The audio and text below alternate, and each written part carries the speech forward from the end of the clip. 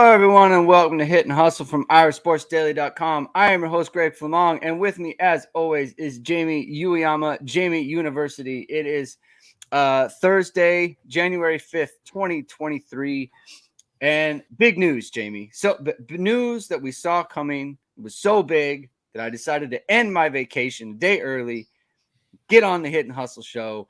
Not technically true. I did end my vacation early, but hardly true. It is true. I did end my vacation early, but not because of this, but because of a storm that was called a bomb cyclone, I believe is what it was called on the news. The news weather people said bomb cyclone coming in. So I got out from Mammoth, drove 6 hours in the middle of the night, and now we are here to talk about the big news, which is Sam Hartman, quarterback, formerly of Wake Forest, current record holder in the ACC for total touchdown passes with 110, has announced his decision to transfer to Notre Dame. He's going to play his final year of eligibility at the University of Notre Dame. So we're here to talk about that. Thank you, everyone, for tuning in. We really appreciate it. The comments are on fire. Let's see. Drew Payment says, let's go. Drew Payment's fired up. S. Gomez is fired up. Stuart Wilkes says, I'm in euphoria about getting Sam Hartman. Now we can contend for a national championship. Marcus Freeman is putting together a monster. Stuart is euphoric over this news, Jamie, and that's what we like to see. So thank you, everyone, for tuning in. If this is your first time, don't forget to hit the like button, hit the subscribe button, hit the notification bell for instances just like this. News came in, went live in 10 minutes, didn't get to plan it or anything like that. We didn't know what time. We thought today was going to happen. We didn't know what time. So this is where you want to do that. And if you're watching on replay, thank you very much for tuning in. Hit the like, hit subscribe button. All right, Jamie. Sam Hartman to Notre Dame. First, let's talk about Sam Hartman, the player. You did a film, Don't Lie, on him. And obviously this has kind of been in the works for a little bit. So why don't you talk a little bit about Sam Hartman, what he brings to Notre Dame, and then we'll do some big picture stuff right after that. Yeah, so I, with the guys and all the different quarterbacks in the portal, I'm watching different guys that might be possible. Well, when it became kind of more obvious that it was trending towards Sam Hartman, I did a deep dive with him. I watched several games of his. I watched, from this season, last season, a couple from a couple of years ago too. So I watched a number of games with him, and I was obviously you look at the numbers, like you mentioned, he's the ACC all-time passing leader, all this good stuff. He's got big time numbers, right? They've been a very successful offense. But I was just came away really impressed with him. And I think for all the Notre Dame fans that first watched him, when, he was a freshman playing Notre Dame in 2018, and he was like a skinny kid then, a true freshman, and he got the kind of crap beat out of him in that game, right? And he was tough. I mean, I was impressed with his toughness in that game. They hit him over 20 times in that game, and they were kind of outmatched, but he kept getting back up until he couldn't get back up anymore. Yeah. So I already had like a pretty good, I respected him. I respected him because of that. But I think as I watched him more, just really impressed with his ball placement, his accuracy overall. I know that when you watch the film as compared to when you look at the numbers, and his completion percentages are good, 63% this past year. I mean, that's good. It's not unbelievable or anything like that. But then when you look at some of the stuff where they're throwing the deep ball, 21.4% of his passes are deep balls this year. You look at number of contested targets he's throwing compared to Notre Dame, 107 contested targets compared to 57 for Notre Dame on the year. I mean, that's a pretty significant difference. And some of the stuff that they're doing schematically, where and they're getting blitzed all the time, and there's a lot of different things that go along with it because of that slow mesh. then I think play a part in some of his accuracy where he's not, he led the nation in average depth of target, 12.8. Remember we had that the Cal game where I can't remember, it was like 4 yards for Drew Pine. Well, this is the opposite of that. He was pushing the ball down the field a lot, and that's by necessity part of the offense. Now, his average depth of target's not going to be that for Notre Dame. So I think his completion percentage is going to go up. And I think some of those interceptions are going to go down because of it too. Over half of his interceptions came on deep balls, right? A lot of them 50-50 balls. Mm-hmm. But I really just came away super impressed by, the guy's an absolute elite player when it comes to placing the ball in the back shoulder. I think, what he does within the pocket to kind of find windows, because I know people may be worried a bit about his size a bit.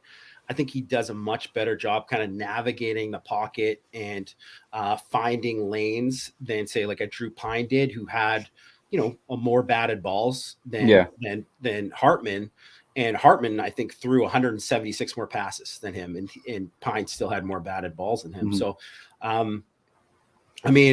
and I think overall, you just look at, does he have an elite arm? No, but he can really fit it in over the middle of the field on some of the intermediate stuff, and just elite, all caps elite on third down. The best quarterback in the country in the regular season with his passer rating on third down, 3rd and 6 plus, 125.8 NFL passer rating. That's elite, right?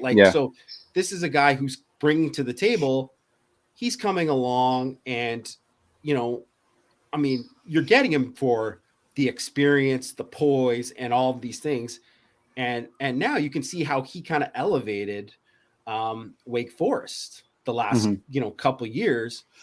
They were 12th both years in OF plus, right? The combined FEI and S&P plus offensive ranking, and that's with Wake Forest talent.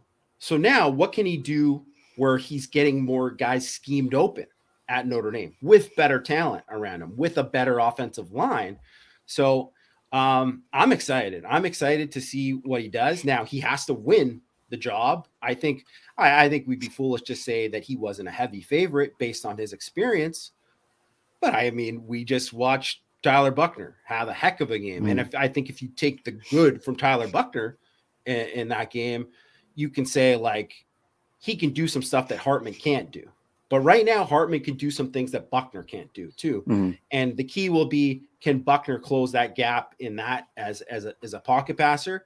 And if he does, then it becomes a real competition. And I think Buckner has a legitimate shot to win the job. If he's the best quarterback, they're going to play him. They're not going to do that, or Buckner's out. That's the way to kind of look at it. But he automatically makes Notre Dame better. And that's the thing. So whether he is the quarterback or not, and if he's not the quarterback, that means Tyler Buckner took a big step, and then people should be just as excited about that. Yeah. Ron Gotecki says Jamie bringing hot fire. Absolutely, Jamie's always bringing hot fire, and that's why I'm lucky to be on a show with Jamie, right? Because Jamie has the facts, right? And it's just like right top of mind, right? That's my man, Jamie.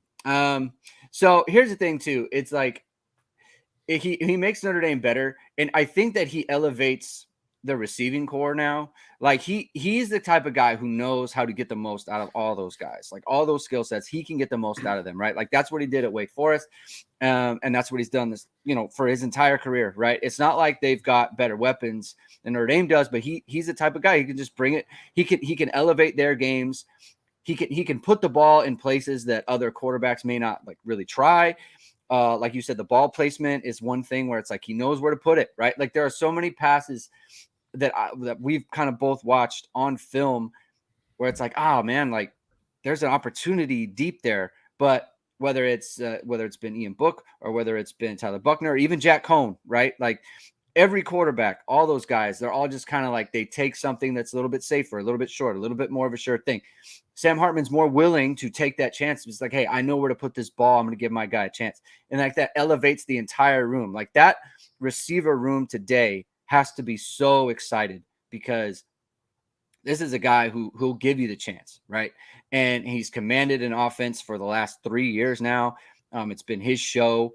knows how to win, knows how to compete, isn't afraid to be in a dogfight, right? Like he's not the type of guy that's going to get down in a game and be like, oh, this is like I'm blowing it or anything like that. He's not going to be like that because he's played. He's like a fighter. He's a competitor, right? He's had to be in games like this his whole career at Wake Forest, right? There are no runaway games for them because of the way their defense is. Like he knows every game is going to be a close game, and he's got to be on point in every single game.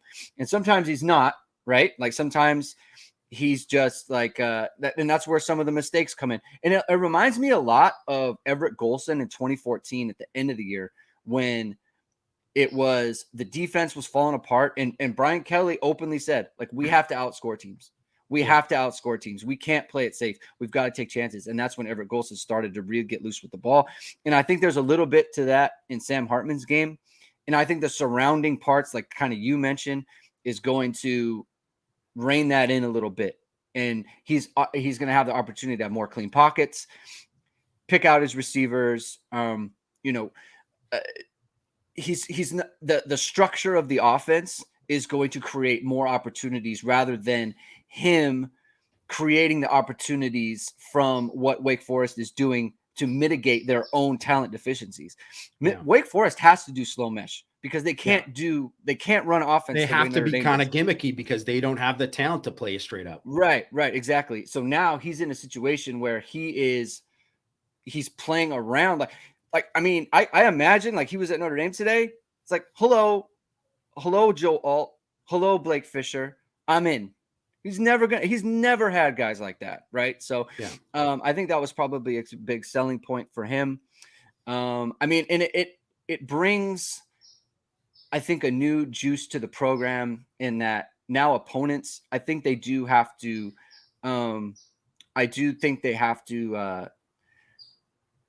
think of Notre Dame differently on offense now. You can't just sit there at 10 yards with your safeties and thunder to run. You do have to be a little bit deeper, and there's going to be a little bit more of a credible threat there. You know what, Matt? I mean, do you want to opine on young Matt in the? I mean, how many other teams are running it?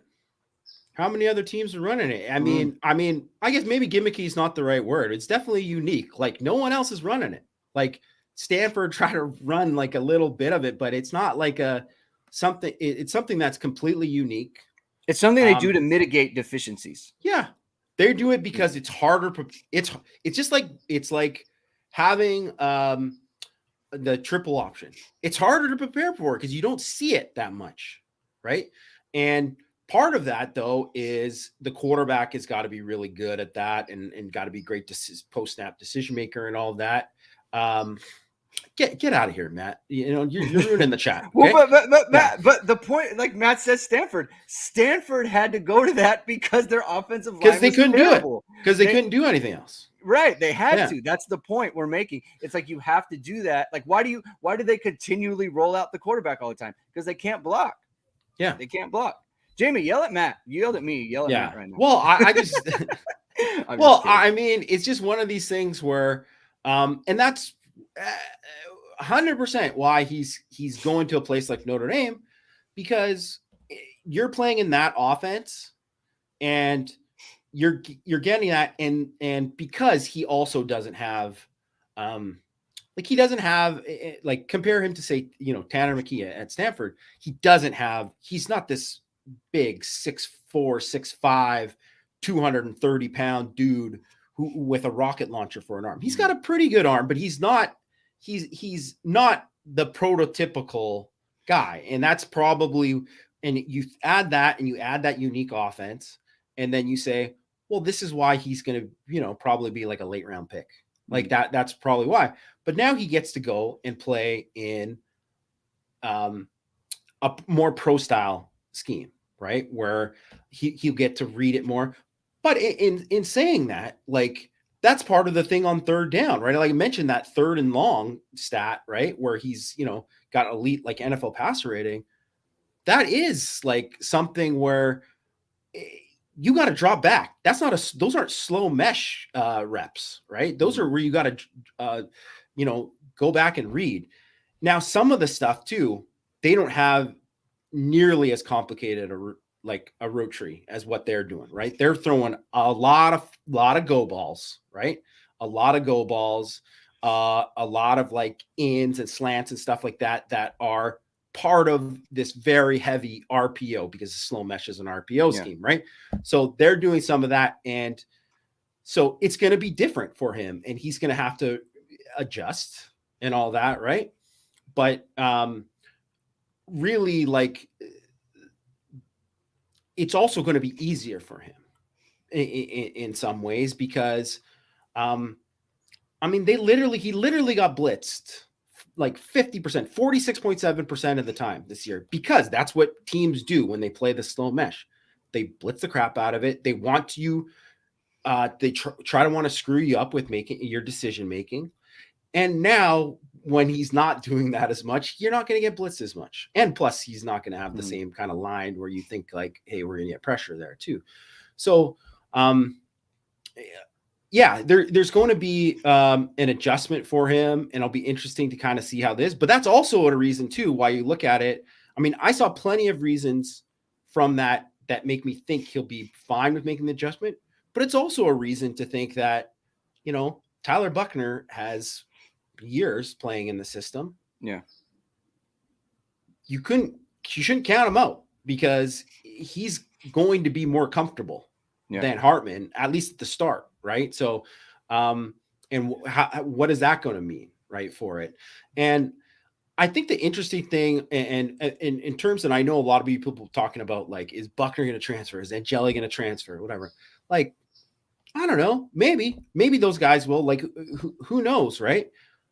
But I'll go back to something that you have said for a long time, Greg, you know, all the way back during the season when we were talking about like the possibility of a transfer and all that.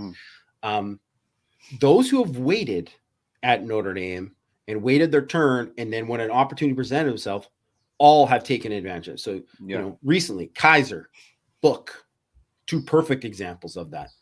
Drew Pine. Drew Pine lost 2 quarterback competitions. Buckner gets hurt.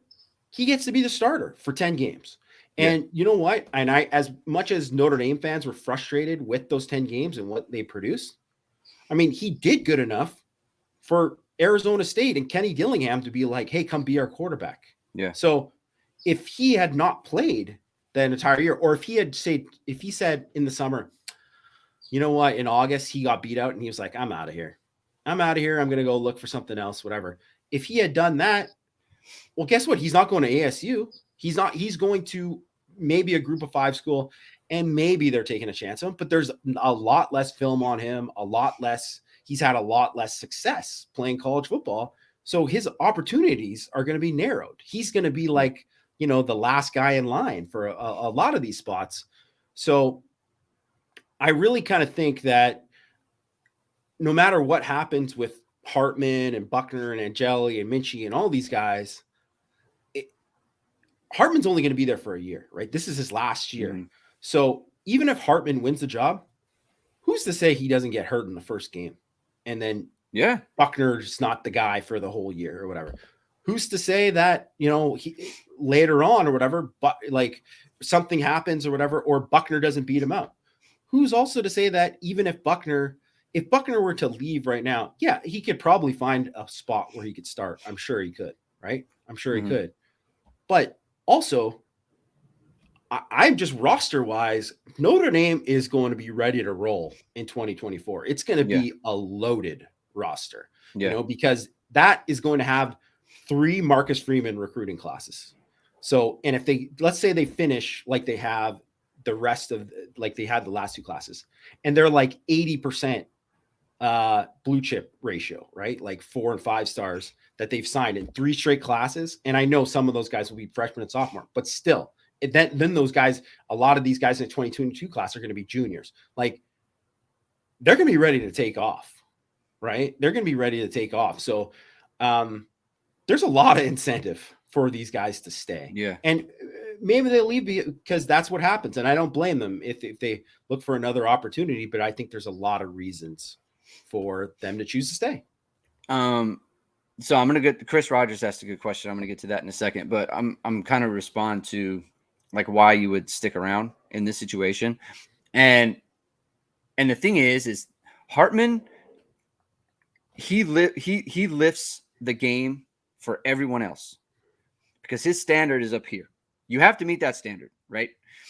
And for Buckner, I think that would be great for him, honestly, because last year Buckner was kind of the standard. You know, it's him and Drew Pine. Like Drew Pine is not the caliber of quarterback that Sam Hartman is, and it's not even really his fault, right? Like Drew Pine would benefit from Sam Hartman being around. You know, and I think Drew and Tyler Buckner would as well. Like all of the, and so I guess this kind of blends into Chris Rogers' question. The only problem is Rees capable of calling plays, utilize Hartman. He's done nothing to prove he's capable of it. Does that end up being an issue? Like I disagree with this. It's a good question because it's a good conversation piece because I think a lot of people feel the way Chris does. I don't agree with that. I think that Rees, his offense is predicated on the quarterback being able to make the right decision on a play-to-play basis.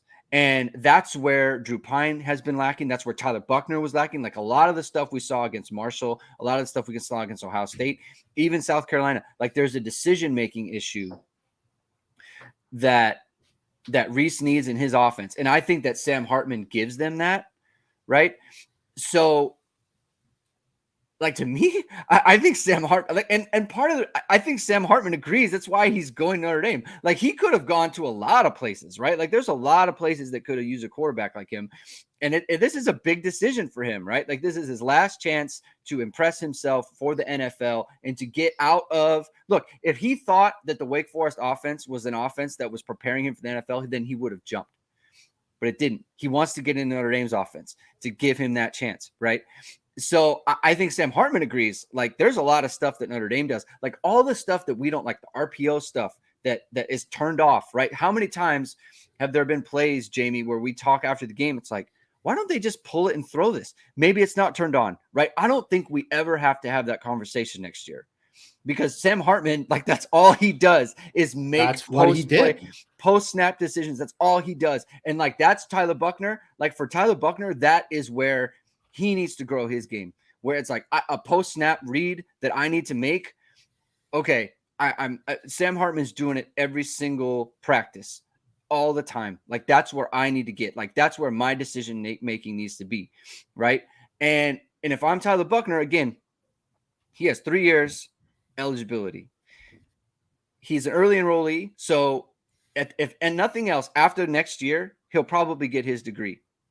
And then he would have 2 years left. If at that point he wants to move on, then at least he would have his degree. Like I don't think he would leave until after next spring. And that's assuming he doesn't even that's assuming he doesn't win the job. That's assuming he never gets a chance to play in 2023.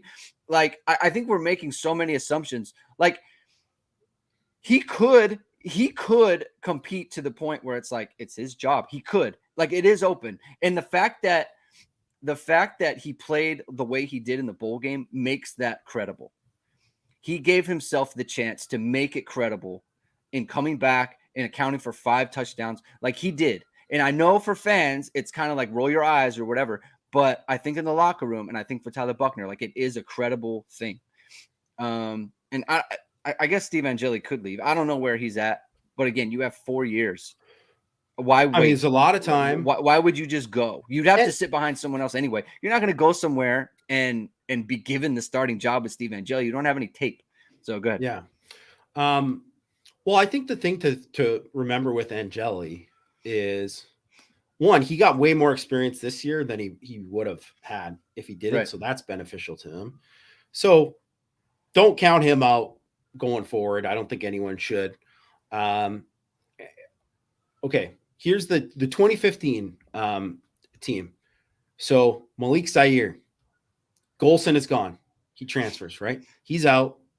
It's Malik Zaire's team, right? Deshaun Kaiser in that spring was like, people were like, this guy's awful. He was awful. Bad. He was bad. In the spring game, he admitted as bad as you can be. As bad as you can be. He said he thought about quitting football. He was that bad. Right. So no one thought, and everyone thought, Brandon Wimbush, super highly ranked guy. I mean, he's going to be the backup. he's going to be whatever. But then in fall camp, like Kaiser was good. He was better. And then so he earned the backup job. And then he came in, and even after he, won the Virginia game and came back, and obviously the famous Will Fuller pass to end the game, I remember like Bruce Feldman, like writing, pieces about how Brandon Wimbush is eventually going to be the starter for Notre Dame that year. And it obviously didn't happen. And what happened with Wimbush, I mean, people penciled in Wimbush, not just then, but then after that too, he didn't play 2 years from now. Wimbush didn't even keep the job, and Ian Book. So Angeli is basically Ian Book right now, right? In terms of where he's at. So, I mean, if he wants to go on and if he's totally not happy and if he's not getting enough reps, I don't know, whatever, right? That's his prerogative. He can look at whatever, but it's not like out of the question. We literally just saw this scenario a few years ago where a guy went from like, I don't know, to all of a sudden like Ian Book, like just thrust into a backup job. And then all of a sudden, well, he's looking better in practice than Wimbush. And then he took the job the next year and then won more games than anyone in Notre Dame history. So a lot can happen. So that's why I think, and I get it, whatever. That's why we're having this show. People like to speculate. They like to talk about these things, but it's like really far away for anyone to say. Like, I mean, it would be shocking to me if all of a sudden people were like, well, Buckner's in the portal tomorrow or Angeli or whoever, right? Like, there's a lot that has to play out. There's a lot that has to play out. Who's going to be healthy in the spring? Who's going to be healthy over the summer? Where they're at and how the season's going to go. There's all of these other factors that go into it. So my prediction, and I don't know if it'll happen. My prediction is that all 4 of those quarterbacks will be on the roster this year, and then we'll see from there. Yeah. And another thing I'd say too, is I think Notre Dame has investment in Tyler Buckner. And I think they've kind of expressed it to him, because if they didn't, I think they would have gone harder after Hudson Card, who had multiple years of eligibility. Yeah. Like they would have said, we're going to go with this multiple year guy, but they didn't. Like in my opinion, they pretty clearly, like they targeted someone like Hartman. It's like a 1-year thing, guy who can elevate the room, who is a really good college football player, right? So like he checks like every box that you would want. And I think a part of that checking that box is like, hey, we still have investment in Tyler Buckner. We really like you as a player, and on, right? So like, I think that kind of shows like Notre Dame is invested in what Tyler Buckner brings to the table. And so like, again, if I don't talk to Tyler Buckner or anything, but it just like I've been saying, if you hang in there, I'm telling you, his time there will be. And here's a perfect example. Notre Dame did the portal thing with Jack Cohn in 2021, right? Yeah. And then this year was kind of like a helter-skelter year. If Phil Jurkovec had hung in there, he would have been Notre Dame's quarterback. He would have been the quarterback 2 years. He could have had 2 years if he had hung in there, but he didn't. And so he went on and did what he's doing, right? But the point is like he could have hung around. He could have hung around and waited his turn. He didn't want to, and that's fine. Yeah. That's no problem. But the opportunity would have presented itself. Yeah. Right. And so I think bullet dodged. but you know what? Like that's the thing. It's like that it kind of goes to show, right? Like if you don't want to wait, then it's kind of indicative. Like you probably wouldn't have made it at Notre Dame anyway. Let's talk about where you think this puts Notre Dame next year in terms of like the ceiling. Let's imagine. Let's just say Hartman is the starter, right? Or Hartman is the starter, or Buckner outplays him and he becomes a starter, right? Just as a hypothetical. In that situation, like great quarterback play, like really good quarterback play, Hartman level quarterback play next year, like where does that put Notre Dame? Because a lot of people, you're going to see a lot of stuff on Twitter about pundits and prognosticators talking about, this makes Notre Dame a national title contender in 2023, right? A playoff contender in 2023. Like, where do you think this puts Notre Dame in terms of expectations. Because to me, it's like, fair or not, like we're not going to have that. Like Marcus Freeman, 9-4 stuff, like 8-4. That is not going to fly next year. No, he can't go 9-4. So like, year. where do you think this puts Notre Dame, like in terms of your own expectations?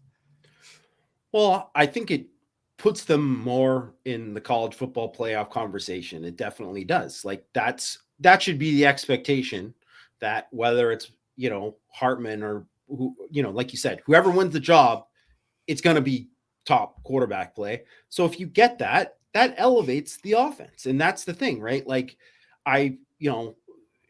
we just got done watching Notre Dame score 45 against South Carolina in the Gator Bowl. Mm-hmm. And we saw that both of the college football playoff games were in the 40s, right? High scoring games. You had to outscore each other. I put in 6 thoughts today that basically every team, or for the most part, like you have to be like a top 10 offense, to get into the CFP. And if you don't, you're probably going to get boat raced. And Notre Dame was like a top 30 offense in OF plus offense in 2018. They got boat raced, right? And they had a really good defense with a ton of NFL guys. It didn't matter. They couldn't score. They couldn't do anything against a better defense. That was just the way it is. You have to be able to score with these teams, because that's where college football is going. Offense wins championships when it gets down to that level. You got to be in the thing. So, okay, here it is. So TCU, you're like, oh, they don't have the talent, whatever. They don't have the talent. And yeah, on paper, they don't. But they were 8th in OF plus, right? Each team in the college football playoff this year was top 11. Michigan was the lowest at 11th, right? The year before, 3 of the top 4 teams finished in the top 10 in the OF plus. The one who didn't, Cincinnati, got blown out, right? 3 of the 4 in the top 6 the year before that. One who wasn't was Notre Dame. We know how that ended against Alabama. They had to play a certain way just to compete with Alabama, because they knew if they got into a thing, they didn't have an offense that can compete with that, and fair enough, right? And they lose the game by, even though they kept it closer than anyone else, they still lost by 17. 2019, all 4 teams in the top 5 in OF plus, 3 of 4 in the top 5 in 2018. The other was Notre Dame, right? So that's where it needs to be. Wake Forest, 12th in OF plus the last 2 years. Tell me, do you think that it has top 15 type talent there? Like, They don't really, right? And I understand it's a good scheme and all that, but a lot of that has to do with Hartman. So I think right away, where I look at where Notre Dame is, and they have other questions they need to be answered, like who's going to play guard, all this kind of stuff. They got a good backfield, but can they get more from like a JD Price? Is Jeremiah Love that can get some more explosion there from the backfield in addition to the already good backs that they have? Who's going to replace Michael Mayer? Do they have a go-to guy? Is Jaden Thomas going to take that next step? How are they going to be at receiver? By the way, Caleb Smith, good choice picking Notre Dame. Guy's going to catch like 1 million back shoulder balls from Sam Hartman probably. So, like, can they get to if they answer enough questions there? I think they can be a top 10 offense. And if they're a top 10 offense, now they still got questions on defense. I think they still have a lot of development to do there and all that. But just by simply having a top 10 offense, they get in the conversation. They get in the conversation. And I think this is the first time since, I guess it would be that in 2015 was, I think, the last time they had a top 10 offense. And I mean, obviously the defense was trash. Right. They were like a middle of the pack. But I expect the defense to very, at the bare minimum, be similar to what they were this year. A top 25-ish type defense at the bare minimum, possible top 15 if some guys develop and hit in a way. Yeah. But still, a top 10 offense gets you in the college football playoff conversation. Yeah. And just to, I just want to be clear, because we're talking about top 10 offense and all those things. What we're talking about is an explosive offense. We're talking about explosiveness, because that's what Notre Dame was lacking this year amongst anything. Like you mentioned 2015 Notre Dame. Why were they so good? Will Fuller, CJ Prosise, home run hitters. Josh right? Adams as well. Yeah. Josh Adams, exactly, right? Like you have home run hitters on a team, and that's what makes you a top 10 offense, right? I mean, you look at the way Tulane beat USC, huge plays, right? 8 completions. Okay. You've got multiple 40+ yard plays. Like Notre Dame had 4 40+ yard plays going into the bowl game this year. 1 55-yard run going into the bowl game, right? You score 45 in the bowl game. You have a 44-yard pass, 39-yard run, 75-yard run, right?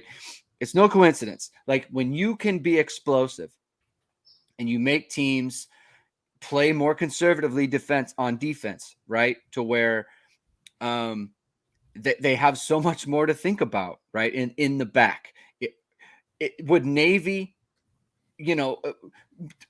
a team like Navy just going 0 blitz on every single play in the second half. Like you can't do that against a Sam Hartman. He'll crush you, right? Like Braden Lindsey had the 1 catch in the bowl game. Like, look what it did, right? Like it totally just like, oh yeah, you don't have to have a 6, 7, 8 play drive to go this 44 yards. We'll just throw it over the top to Lindsey. That's a huge thing, right? And that's what Tyler Buckner brought, and that's what Sam Hartman can bring. Why does Wake Forest have such a good offense? Because Sam Hartman pushes the ball down the field. 41 completions of 20+ yards or more. Drew Pine attempted 36 last year, and Sam Hartman completed 41. 5 more than Drew Pine attempted, right? So that's kind of the difference there. It's just like a complete, like that's why Wake Forest has a dangerous offense. That's why they almost beat Clemson, because they were over the top all the time, right? And so that is what Sam Hartman can bring. And I think that's like kind of to your point, Jamie, is like the reason Notre Dame couldn't compete against Clemson 2018 or Alabama in 2020. Not just the fact that those were all-time great teams, right? Like I would have loved it if Notre Dame drew TCU or this Michigan team in the semifinals, and not like all-time great Clemson, like generational, like 10 first-round picks on defense and 4 Heisman winners for Alabama, right? Like that would have been great. But the point is like, why did TCU beat Michigan? Explosiveness, right? Huge plays over and over and over again, right? And they overcame their own mistakes, right? With the pick sixes and all those things, right? How did Michigan beat Ohio State? Huge plays, right? That's what you need to do, right? And all those things were there for Notre Dame against Ohio State as well. Didn't hit them. Michigan did, and that's the difference, right? So to me, this is a whole, like we're getting away from, and when I always say we, like I'm thinking like I'm on the staff, like putting myself in their shoes. Notre Dame is getting away from the Clemson type of offense, right? Where it's just, we're going to pound them and pound them. We're going to score 1 offensive touchdown in the first half, right? Notre Dame is getting away from that, right? And I think that's needed, right? It's a great way to win that one game. You're not going to win all the games like that, right? You didn't beat USC that way. You didn't beat Ohio State that way, right? And so bringing in Hartman, showing Tyler Buckner, like, hey, this is how it's going to go, right? And I think, honestly, the way Tyler Buckner played, I talked about all preseason, the way Tyler Buckner played in high school, that's how he likes to play, right? But I think he needs to see it at the college level. And I really think that this could kind of boost Tyler Buckner, and it's just like, hey, in a mindset, this is how we should be playing football at Notre Dame. And I think this has a real chance. And people have referenced Tommy Rees before. I think this is a real chance for Tommy Rees to kind of show like, hey, my offense can be a top-notch offense in college football. I think this is a huge season for Tommy Rees. I think he's up for it, but it has to happen. Like this is the ultimate no excuses kind of, like we said it for Freeman just a second ago. This is an ultimate no excuses season for Tommy Rees. Not that he needs it, right? Not that he's looking for excuses or anything like that. But I think in terms of the fan base, the way we view it, and it's a huge season for Tommy Rees. What do you think about that? I think so too. Like this is, and I also think that's why I mean, I think Tommy Rees is fueled by the criticism. I think he's one of those guys. Yeah, I mean, look, I just get the vibes that he. I get the of course vibes we that do, right? Yeah, for yeah, sure. I get the vibes that he is like, I'm gonna shove it in your face. Like that's how he thinks, right? Like, Yeah. and I think this is the best. This is the best setup he's had. It's going to be the best setup he's had. So I think you're right. I think this is it's an opportunity to really prove it to people. And I mean, I honestly too, and I know you and I are in the same boat with him. Is I mean, I think he's done a good job overall. Like I think he's done a good job overall, and I think he's also improving and getting better. And I also think like he hasn't had all of the pieces he's needed and had to like adjust pretty greatly to the deficiencies that they've had on offense. And he's had to, and I think they're going to have to change that. And I think step one is getting better at the quarterback position. That's like a huge, huge thing. I did want to bring up because I saw somebody, and I see this, I get it, whatever, right? People like, you know, Sam Hartman, 59% career passer, right? You know, 59%. I mean, the guy played 5 years. So he was like playing as a freshman, getting beat up, throwing 55% and all that. Like, and he, you know, his percentages have gone up and stuff too. So he was 63% this year, which is like, you know, that's like a fair percentage. But like I said, I mean, first of all, go to Irish Sports Daily, check out My Film Don't Lie, read the stuff on him. Like I said, average depth of target, led in average depth of target, the deep passes, the contested targets. There's a reason that he's not throwing like Dorian Thompson-Robinson had a 70% completion percentage this year, right? 69.6%. Mm-hmm. I mean, anyone who watched a UCLA game, does anyone be like, man, what an accurate passer, Dorian Thompson-Robinson? No. Half of them are like little 2-yard dump-offs, right? He's a great athlete, no doubt about it. But like, I mean, it's part of the offense. Their average depth of target is 7 yards.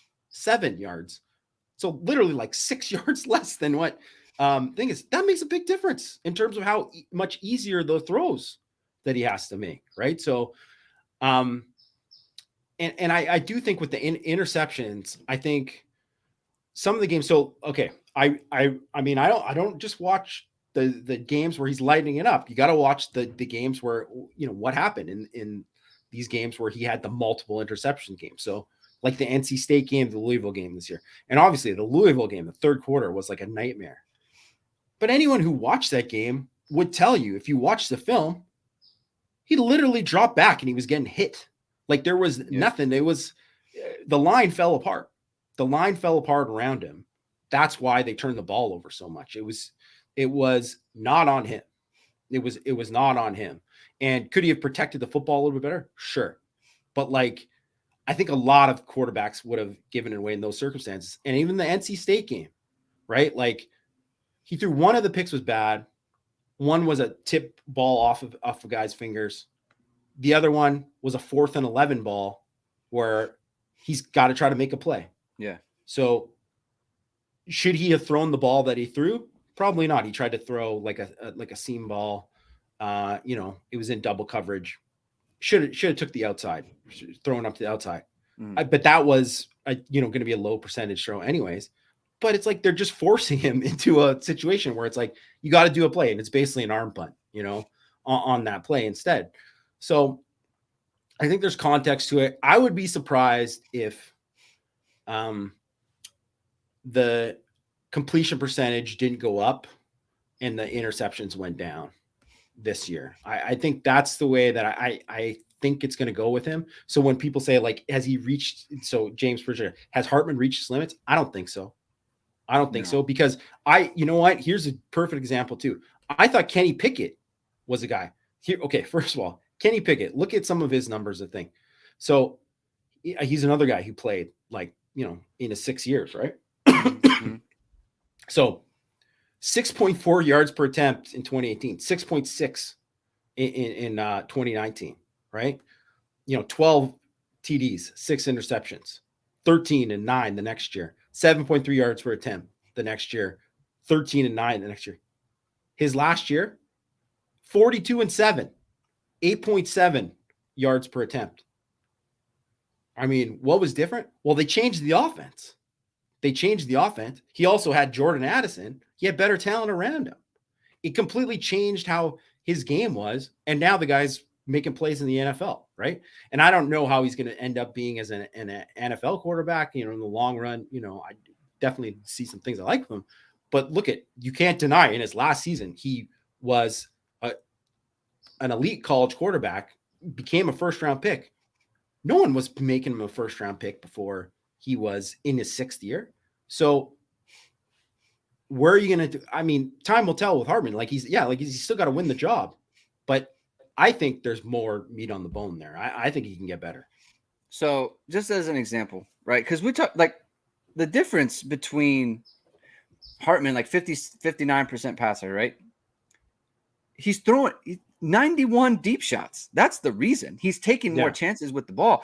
If you look at him, right? So let's just look at Drew Pine. Okay. Drew Pine on deep throws, really good deep ball thrower, by the way. 53% passer, deep 20+ yards, right? And Sam Hartman was 44%. But like I said, Sam Hartman, 93 attempts of 22% of all his passing attempts are deep shots, basically. 16 touchdowns, 6 interceptions on deep balls for Sam Hartman, right? That's where you're pushing the ball down the field. If you look at Drew Pine from medium distance, so 10 to 19 yards, 51% passer. Sam Hartman, 60% passer. On short, 0 to 9 yards, right? In that intermediate, Drew Pine, 73% passer. Sam Hartman, 77% passer. Behind the line of scrimmage, Drew Pine, 87% passer. Sam Hartman, 94% passer. Sam Hartman is more accurate all over the field, with the exception of the deep balls, because he tries so many. That's the thing. He's pushing the ball down the field, and that's bringing his completion percentage down. But every other area, he is the more accurate player. And I could probably do this for, let's check out Jack Cohn as well. So it's not one of these things where it's oh, Drew Pine's not very good, right? So let's check out Jack Cohn. Yeah, I'm sorry, guys. I got to get going here because I got to go pick up my son here. This is what it's like with the emergency hit and hustle. But I'll just hear my final thoughts. Just say, I think Notre Dame fans should be very excited about this. He immediately makes Notre Dame better.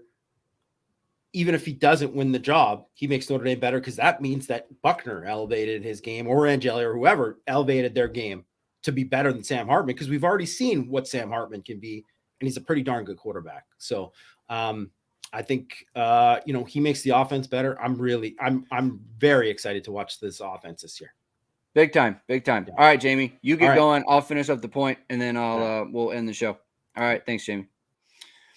All right, so we'll change the background a bit. All right, so let's look at Jack Cohn, passing depth. All right, Jack Cohn, deep ball thrower. Okay, 54 attempts, 20 plus yards, right? Again, Sam Hartman, 93 attempts. Okay, Jack Cohn, 31%, medium, 59% for Jack Cohn. The same as Sam Hartman. Sam Hartman was actually a little bit more accurate there. 81%, 0 to 9 for Jack Cohn. It was 77% for Hartman, and 96% by Jack Cohn, or 97%. And 94%. So basically, and Jack Cohn was a 66% passer, right? So again, it's the deep balls that are bringing down. They're essentially the same. If I was to guess, I would say Sam Hartman would end up somewhere around 66%, 64%, 65%. So I think that's where Sam Hartman will ultimately end up for Notre Dame. I am not concerned about his accuracy, because he's the one who's pushing the ball down the field. And I think that's where Sam Hartman's really going to excel in Notre Dame offense. I'm really not concerned about, him hitting his ceiling or anything like that, because Jamie made a great point about how you change the offense for somebody, and that's when they can start to excel and grow their game. And I think that's part of why Sam Hartman decided to transfer to Notre Dame because it's going to be such a kind of advantageous. He really likes what Notre Dame has offensively. As far as individual players, I think this is huge for Lorenzo Styles personally. I think that this is really going to elevate his game. I think he should be very excited about it. I would be if I was him. I think the Jaden Thomases of the world. I think Tobias Merriweather could have a huge impact. I mean, this could be a huge impact on someone like him who Sam Hartman is going to give him opportunities. He's going to be able to push the ball down the field. I think Tobias Merriweather is a huge matchup nightmare. He would have had a touchdown in the bowl game had Tyler Buckner thrown a better pass over the middle. So I think this is a huge thing. So here's the other thing, Bernie.